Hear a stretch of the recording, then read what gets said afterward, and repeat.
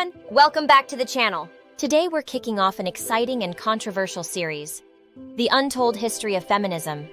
In part 1, we're diving deep into the ancient world to uncover the surprising roots of feminist thought and action. Were there early feminists in ancient civilizations? Let's find out!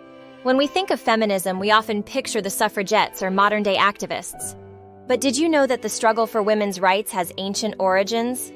From the powerful women of Egypt to the rebellious women of Greece and Rome, the seeds of feminism were planted long before the term existed. In ancient Egypt, women enjoyed a surprising level of autonomy and rights. They could own property, run businesses, and even rule as pharaohs. Think of Hatshepsut and Cleopatra. Not just powerful leaders, but symbols of female empowerment in a male-dominated world. But let's not romanticize it too much. Even in Egypt, women's rights were not universal. It was a privilege of the upper classes, and the majority of women still faced societal limitations. So was ancient Egypt a feminist society? It's complicated. Moving to ancient Greece, the picture becomes bleaker. Women were largely confined to the home and excluded from public life. But even in this restrictive environment, there were voices of resistance. Think of Lysistrata, the fictional character from Aristophanes' play who led a sex strike to end war. While fictional, Lysistrata represents a bold critique of the status quo. Then there's Sparta, an outlier in Greek society where women were given more freedom and could own property and receive physical training. But was this really feminism or simply a means to produce stronger warriors?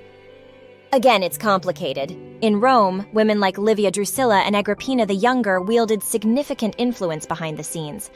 Yet Roman women were still legally under the control of their male relatives.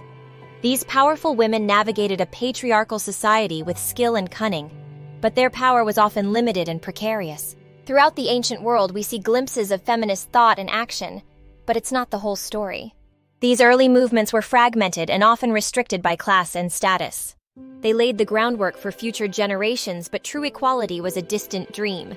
The history of feminism is complex and filled with contradictions. The ancient world shows us that while the fight for women's rights has deep roots, it has always been an uphill battle. So what do you think? Were these early examples of feminism or something else entirely? Let me know in the comments.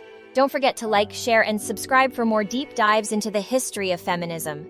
Join us next time as we explore the medieval period and the women who defied the odds. Until then, keep questioning, keep debating, and stay informed.